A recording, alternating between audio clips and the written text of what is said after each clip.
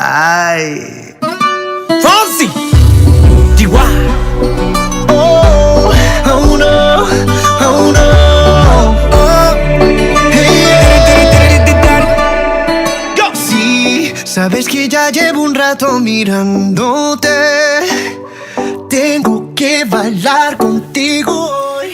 Bueno, muy bien, buenas tardes. Acá estamos con los chicos del liceo número cuarto, segundo tercera y segundo cuarta, que vinieron a presentarnos un trabajo que estuvieron haciendo durante estas semanas con respecto a una novela que ellos estuvieron leyendo, ¿verdad, Facundo?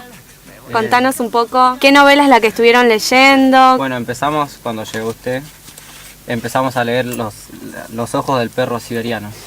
Muy bien. Después hicimos un trabajo sobre resumir más o menos a un personaje y todo lo que le sucede en la historia. Bien, ¿leyeron algo más después de leer la novela? Sí, leímos El hombre texto? corcho. Bien. Y también leímos, ¿cómo era? Los molinos de viento en flores, que son aguas fuertes. Sí. Bien, ¿y qué hicieron con eso? Bueno, ¿Cómo después tuvimos que trabajaron? hacer un trabajo más o menos como un collage. Respecto a lo que leímos, tuvimos que elegir uno de los dos cuentos y trabajar sobre eso. Bien, ¿y te acordás cuál trabajaste vos? ¿Qué es lo que hicieron? Sí, hicimos una ilustración del hombre corcho. ¿En qué siguieron después? Y después tuvimos que hacer de vuelta, pero más o menos nosotros creando una historia en base a algún personaje del perro siberiano, de Los ojos del perro siberiano. Ajá, ¿y ese texto cómo tenía que ser? ¿Cómo fue el trabajo? ¿Fue en Bueno, grupo? al principio sí fue en grupo y nos dio unas cartas para basarnos en eso, o sea, tener como cosas que agregarle a la historia que creemos. Ajá. Les cuento que acá estamos con muchos chicos, son en realidad como 12 chicos, pero bueno, cuesta un poco animarse a hablar y a contar lo que estuvieron haciendo. Yo como profesora, acá también estamos con los profesores, la profesora María Pía, el profesor Ricardo Steiner y la preceptora Rosana Falcone. Bien, que también nos acompañan acá. Bueno, junto con la profesora Pía estuvimos trabajando con esta novela. Los chicos hicieron en primer lugar, como decía Facundo, unos collages respecto a unas aguafuertes que se les dio. Y después crearon ellos sus propios textos, sus propios aguafuertes, que son textos descriptivos, en donde cada uno eligió qué describir, algún personaje o algún paisaje que pertenecían a la novela. Esos aguafuertes, ¿qué pasó con eso? ¿Qué hicieron después de escribirlos? ¿Se acuerdan? Los grabamos. Los grabaron, muy bien. ¿Y esas grabaciones circularon por algún lado? Sí, en los cursos de tercer años. Bien, ¿y cómo fue la repercusión con los chicos? Nada, nos hicieron preguntas. ¿Hicieron preguntas? ¿Cómo se escucharon los audios? ¿Bien? Más o menos. Bien. ¿Y qué más? ¿Tenía música? Sí, ¿Eran tenía solamente fondo, las voces? música de fondo. Usted los editó y los ambientó, digamos, con un sonido de fondo. Bien, por ejemplo, el tuyo, ¿qué tenía? ¿Qué sonido de fondo? ¿Tenía que ver con lo que escribieron o no? Yo falté ese día. Pusieron de fondo el ruido de la cancha cuando están cantando o alentando, algo Muy así. bien. ¿Y el tuyo, te acordás? La mía tenía una música de Yo te extrañaré. Ajá, bien. Bueno, lo que podemos hacer ahora es escuchar esos audios que ustedes grabaron, así la gente también los puede escuchar en sus casas y después seguimos un poquito más contando lo que va a venir próximamente, ¿sí?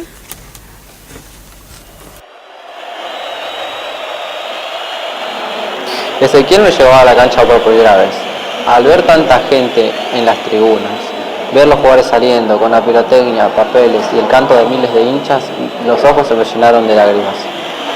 El estadio estaba repleto. Todo estuvo perfecto. Veía a la gente contenta y con mucha pasión. Ezequiel me dijo que si Racing seguía así, jugando así, como había jugado, empató 0-0 con Platense, muy probablemente se muriera sin verlo campeón. Cuando salimos de la cancha, Ezequiel me enseñó el alrededor del estadio, lleno de color y pasión. Algunos lugares con falta de pintura. Al final del recorrido me llevó a ver cómo se retiraban los jugadores en el micro.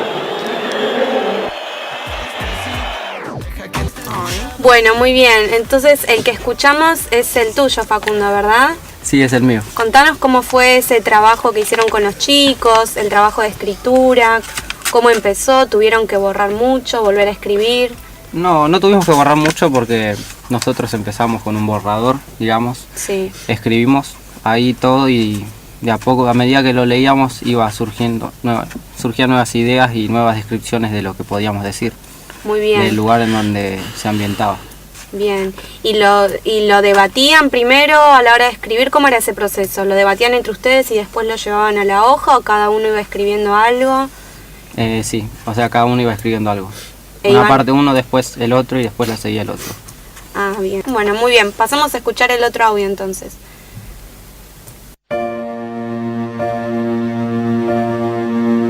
Siempre me trató bien.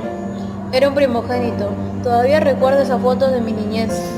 Ambos teníamos una sonrisa radiante en cada fotografía. Yo creo que lo decepcioné. Seguro él esperaba verme llegar a la adultez, ser un gran deportista y formar una familia. La típica familia nuclear. ¿Por qué? ¿Por qué desde el momento en el que le dije que mi querida Virginia y yo esperábamos un bebé? Un bebé que no deseábamos. Él exigió casarme con ella y tenerlo como toda familia nuclear. Fue una discusión totalmente grande. Yo no iba a tener ese bebé, ni loco. Él quería que sea totalmente a su medida y yo no iba a darle el gusto. Supongo que a veces el hecho de nacer en épocas diferentes tiene mucho que ver con las formas de reaccionar a situaciones que se desarrollan actualmente. El hecho de vivir con una familia de mentalidad cerrada, donde el enfermo está enfermo por drogadicto, homosexual, donde el suicida va al infierno y el muerto está muerto, porque algo habrá dicho. Así es como infringe el ejemplo de que las cosas eran normales. Qué suerte para mis abuelos tener un hijo bien macho, deportista, rudo y de gran carácter. Lástima que él no tiene la misma suerte, o le tuvo que tocar un primogénito con problemas de salud, que no llegaría a estar moldeado a su gusto. Mi papá decía, ¿por qué a él? Como si él tuviera vida. Mi papá recalcaba todo lo que me dio en la vida, como si eso curara mi salud. Desde que me echó de casa es como si esas viejas fotografías se fueran desmoronando, como de a poco yo iba dejando de ser su hijo.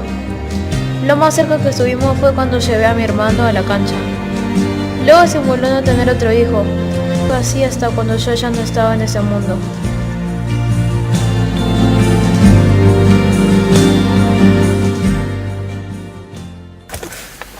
Bueno, acá tenemos a una de las integrantes de ese grupo, que es Agustina, y que nos puede contar un poco cómo fue el trabajo de escritura. Bueno, de ese texto. hola, buenas tardes. Y nada, vengo a contar lo que hicimos en clase con los profes. Y nada, por suerte estuvimos todas de acuerdo con lo que dimos distintas opciones, estuvimos de acuerdo casi todas. Y por suerte salió bien el trabajo. Y no fue ni muy fácil ni muy difícil, estuvo ahí. Así que con esfuerzo y esmero lo pudimos hacer bien. Muy Así bien. que nada, eso. ¿Cuántas son en el grupo? Somos 4. Bien, ¿y cómo era el proceso de escritura? Lo mismo que le pregunté a Facundo, ¿lo debatían entre ustedes o se turnaban para escribir? ¿El aporte de ideas cómo iba siendo? Nada, fuimos todas con un mismo motivo, o sea, fuimos todas con el mismo pensamiento y tiramos ideas entre todas y así por suerte salió bien el trabajo. Y nada, solamente eso, que por suerte salió bien. Bueno, muy bien, Agustina, gracias. De nada. Pasamos al próximo audio entonces. Ella vivía en el campo, tenía un departamento en Barrio Norte, que utilizaba cuando venía a la ciudad por algún motivo. La familia la visitaba una vez al mes y pasaban el fin de semana en su casa. Uno de sus nietos la llamó para contarle que había ido a ver a Ezequiel. La abuela le contaba que cuando Ezequiel era chico le cantaba una canción para poder dormirse.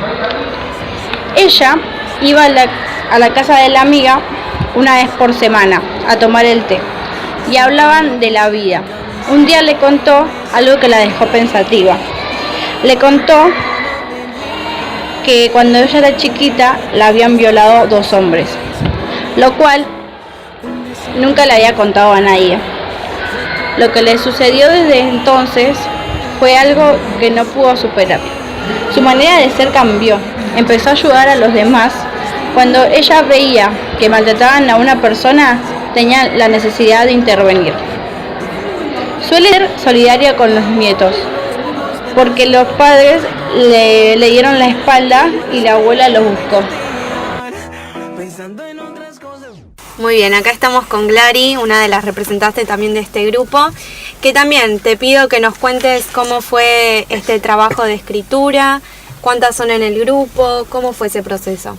En el grupo somos 3 y cada uno pensaba por su parte y después juntábamos todos. Ajá, ¿y costó eso? No. Bueno, está bien.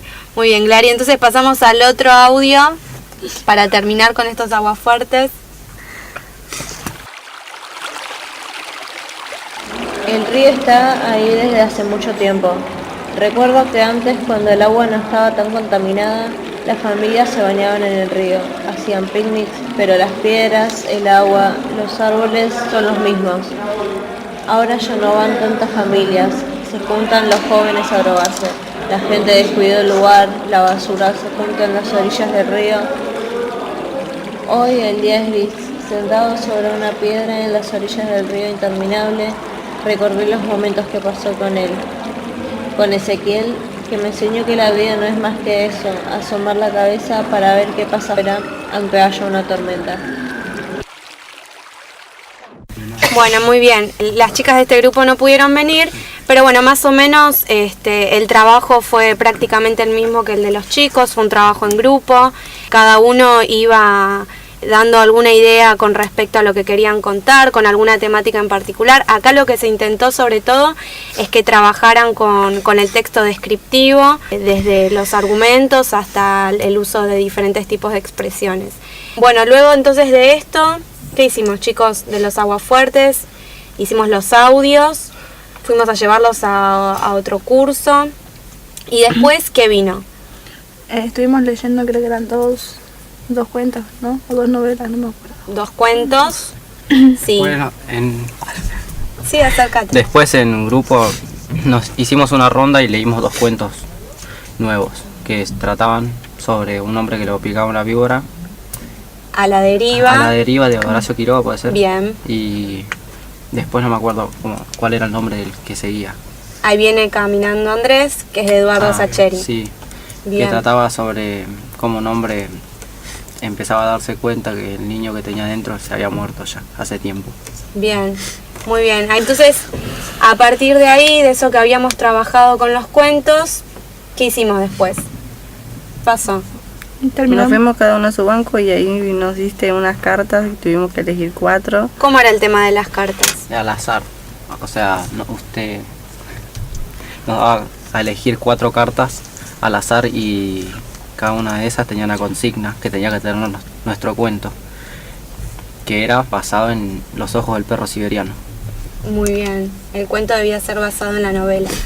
Bien. ¿Y te acordás qué cartas le tocó a ustedes? Desobediencia, complicidad, disfraz y la otra no me acuerdo. Bueno, ahora entonces lo que vamos a hacer a continuación es leer los cuentos que cada grupo generó con estas cartas y con la elección de algún personaje o algún paisaje que les haya llamado la atención de la novela. Despacito, vamos a hacerlo en una playa en Puerto Rico, hasta que las olas griten ay bendito. El perro Ezequiel. Yo antes vivía en una calle, vagabundeaba por las calles de piedra. Siempre la gente me veía como un bicho raro y me maltrataban. Nunca supe lo que era el amor, hasta que un día llegué a la vida de Ezequiel. Era la persona más buena y amable que conocía. Un día toqué la puerta y era un chico, flaco, mediano y un poco parecido a mi dueño. Conocí al hermano de mi dueño. Era un chico muy simpático. Luego de conocerlo, me fui a acostar al lado de mi dueño. Escuché cómo le contestaba que tenía una enfermedad y que era diferente, igual que yo. El hermano de él se quedó mudo por unos segundos. Estaba enojado y no sabía cómo reaccionar. Y de repente se armó una discusión. El hermano de Ezequiel le reprochó el por qué no se lo había contado antes y que estaba triste porque se había ido de su casa sin contarle nada. Mi dueño le dijo que prefería no decirle nada para que no sufriera, que él estaba mal por eso. Prefirió irse sin despedirse de nadie. Mi dueño dijo que desde que se enfermó, en los ojos de las personas veo lástima y vergüenza, temor, miedo y reproches, y en los tuyos veo curiosidad y misterio. Los únicos ojos que me ven de igual, no importa si está sano o enfermo, son los de mi perro. Al escuchar que mi dueña dijo que eso sentía alegría y emoción, me sentía bien. Sabía que esto estaba haciendo las cosas correctas. Fui muy feliz el tiempo en el que mi dueño estuvo conmigo. Me sentía muy mal, quería estar con él y me sentía que nadie me iba a querer como me quiso él al poco tiempo. Después me fui a vivir a un campo con una señora muy amable, pero no era lo mismo que estar con mi dueño. El domingo siguiente al que fui a la cancha con Ezequiel, me llamó para invitarme nuevamente. Si Racing ganaba, salía campeón. No vas a ir, y no insistas, ya hablé. Esas fueron las palabras de papá cuando le pedí y casi supliqué que me dejara ir. Me puse muy triste, lloré un largo rato en mi cuarto. No sabía cómo, pero tenía decidido ir. Llamé a mi abuela para pedirle ayuda. Después de escuchar mi historia, accedió a ayudarme. Mi abuela llamó a casa y le dijo a papá que quería invitarme a comer en un bar en Recoleta. Papá, como era de esperar, prefirió acceder a eso en vez de que yo esté todo el día en compañía de Ezequiel. Me dio plata para el taxi y le dio la dirección que le dejó mi abuela al taxista. Llegué al lugar. Obviamente mi abuela no estaba. Pregunté en un lugar cómo llegar al barrio de mi hermano, tomé el colectivo y viajé. Hermano, pensé que no ibas a venir. Papá no me dejó, pero la abu me ayudó a escaparme. No me gusta que le mientas a papá. Él se lo busca, a veces debería recordar que somos hermanos y que ya estoy grande. Bueno, pero que sea la última vez. Ahora, ¿vamos? Vamos. Cuando entramos a la cancha, el marco era imponente. Estaba repleto, no cabía un alfiler. Racing jugaba con Estudiantes y de ganar era campeón. Nos pusimos a cantar y salieron los equipos a la cancha. Nosotros vestíamos de azul y los de La Plata con su indumentaria roja y blanca. Fue un partido increíble. Merecíamos ganar, pero no se dio. La tristeza llenó el estadio. La gente se retiraba cabizbaja. Algunos lloraban. Ezequiel me acompañó a casa. Me dejó en la puerta y se fue. Al entrar lo vi a papá y me dijo: ¿Y hijo, la pasaste bien con la nona? Sí, pa, la pasé genial, le dije. Cuento sobre el pasado de la abuela de Ezequiel. Hace un tiempo que despidieron a mi vecina del trabajo, pero la solución vino rápidamente cuando su amiga le consiguió una indecente en un prostíbulo. Puede ser una cosa triste o mismo humillante, pero en la situación en la que se encontraba, debiendo cuentas, usando su plata de ahorro para tener que comer, aquel trabajo fue el que encontró para sobrevivir. En su primera noche de trabajo, fue al prostíbulo que se ubicaba en un callejón, y entonces se puso a trabajar. Sentía frío en su piel, sus piernas estaban temblando debido a sus ropas finas, el miedo la consumía. Mientras esperaba a un cliente, un auto paró en la calle y la llamó. Ella caminó sutilmente hasta él, que pareció evaluarla. «Vení», le dijo. Entonces ella abrió la puerta del auto y se sentó. Sentía los ojos del hombre encima. Era su primer cliente y ella no sabía bien qué hacer. «¿Cómo vas a pagarme?», preguntó insegura. El hombre se rió sarcásticamente. Aquel día mi vecina fue violada. Ella gritaba por socorro, pero nadie la escuchaba, nadie la ayudaba. Después de lo sucedido pasaron 3 semanas. Ella no venía a mi casa a tomar el té como solía hacerlo. Tampoco salía de su casa. Le envió un mensaje a su novio, pero él respondió que no sabía nada, que estaban peleados. Una tarde decidí ir a visitar a mi vecina que, por coincidencia, estaba saliendo de su casa.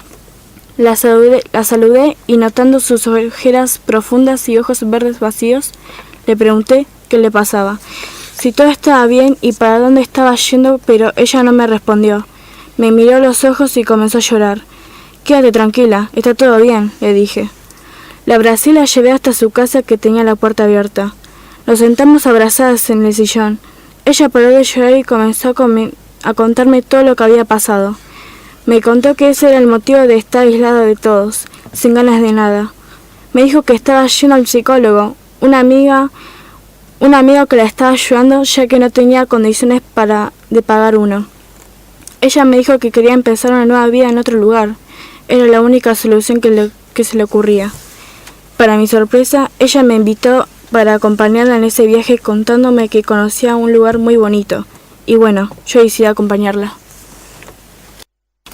Cuenta sobre Ezequiel y su novia Virginia. Virginia y Ezequiel eran una pareja dispareja. Ella venía de una familia que carecía de recursos, en cambio, él no. Él venía de una familia muy adinerada que quería que su hijo se casara con una joven de su misma posición social. La pareja tenía algunos problemas porque aunque eran felices juntos, la familia de Ezequiel prohibía esa relación y se lo querían llevar a Francia por trabajo. Virginia al principio no estaba de acuerdo, pero luego en una charla con su novio decidieron que era lo mejor y que en un año regresaría. Pasó un mes desde que se había ido. Virginia estaba muy extraña, se sentía muy mal y con vómitos. Ella sabía que no era normal y se fue al hospital. Se hizo unos análisis y luego de una semana se enteró de la noticia que le cambiaría la vida. Estaba embarazada. No sabía cómo manejar la situación porque, aunque sabía que su madre la apoyaría, no tenían los recursos y Ezequiel estaba lejos. Una tarde se decidió a llamarlo y contarle lo que estaba pasando.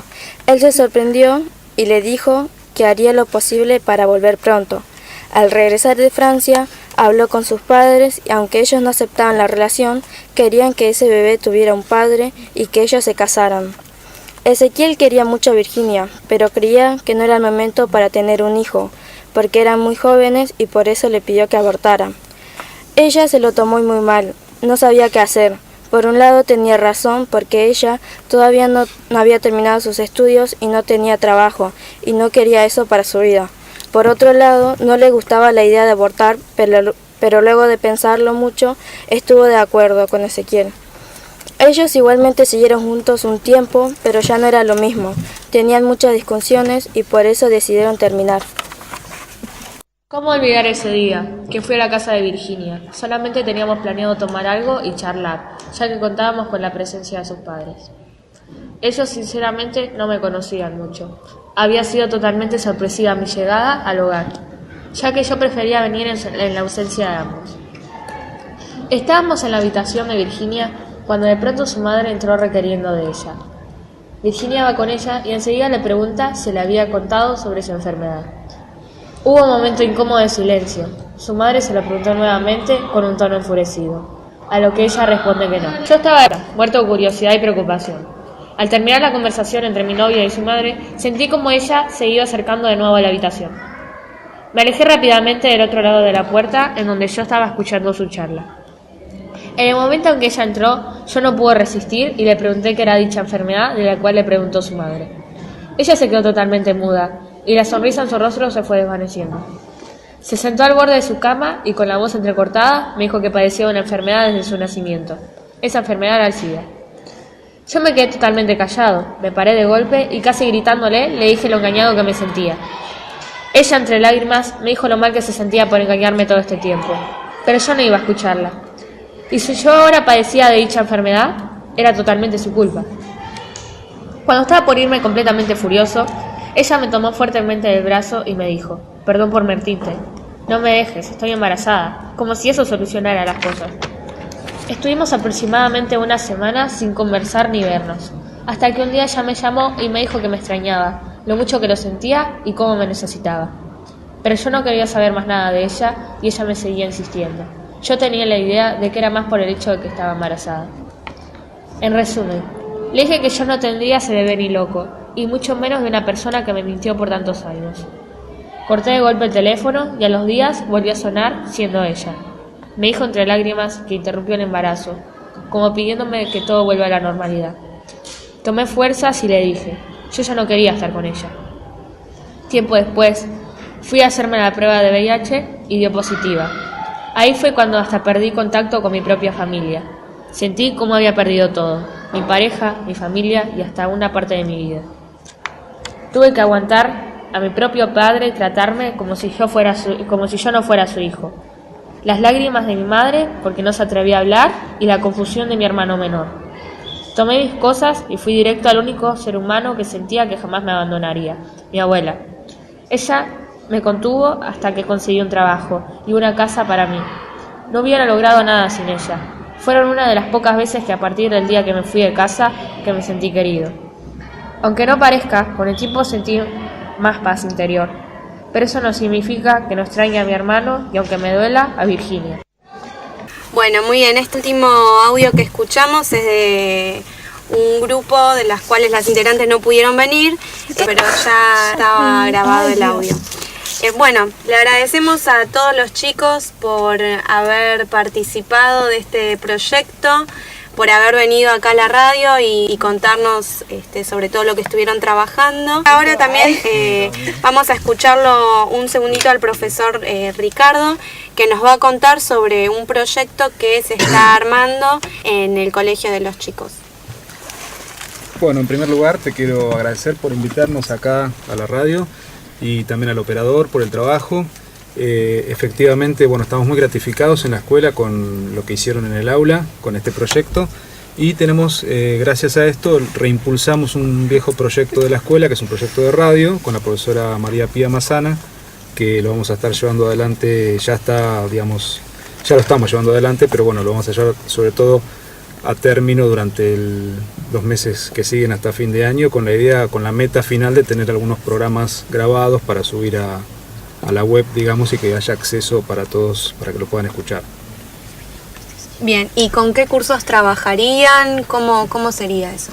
En un principio está pensado para los cursos de tercer año, pero bueno, los cursos de segundo o cuarta, que hoy está acá, y también segundo o tercera, van a tener también una participación seguramente en lo que es la grabación de los programas, y sobre todo nos interesa la cuestión que tiene que ver con la redacción de los materiales para los programas desde la materia que damos con Pía, que es lengua y literatura, poder pensar en el discurso radial como un discurso, bueno, que tiene no solamente la parte verbal, sino también música y toda una serie de cuestiones, el silencio, que es un elemento importante también para la radio, y bueno, subyace a todo esto lo que es la magia de la radio, la cuestión que es un poco la esencia de la radio, que tiene que ver con esto, que es algo que hay acceso para un montón de personas que desconocemos, y bueno, esa es la idea, es trabajar con esos elementos. Pero bueno, la verdad es que estamos contentos con el trabajo que hicieron, con la lectura que hicieron hoy. Fue muy interesante, por ejemplo, en uno de los cuentos, una perspectiva, un narrador desde el perro, que es una perspectiva poco usual en la literatura. Y después, bueno, el otro texto que escribió este chico también está muy bien escrito y se nota mucha empatía con el registro del narrador original de la novela, lo cual implica que es una muy buena lectura del libro. Y en los otros dos textos también hay cuestiones sociales, problemáticas que son muy actuales, y esto en definitiva es a lo que apuntamos con estos trabajos y con el proyecto de radio de la escuela, y es que desde la narrativa, desde la ficción, se pueda repensar la realidad y tener, bueno, una perspectiva un poco superadora de lo que son los problemas que nos tocan vivir cotidianamente. Bien, bueno, muchas gracias, muy interesante tu aporte, Ricardo. Muchas gracias a todos por haber venido, a las chicas también de segundo o tercera que se animaron a leer los cuentos de algunos de los chicos de segundo o cuarta. Así que bueno, acá con esto finalizamos. Muchas gracias a todos y nos estaremos viendo o escuchando nuevamente en otro momento.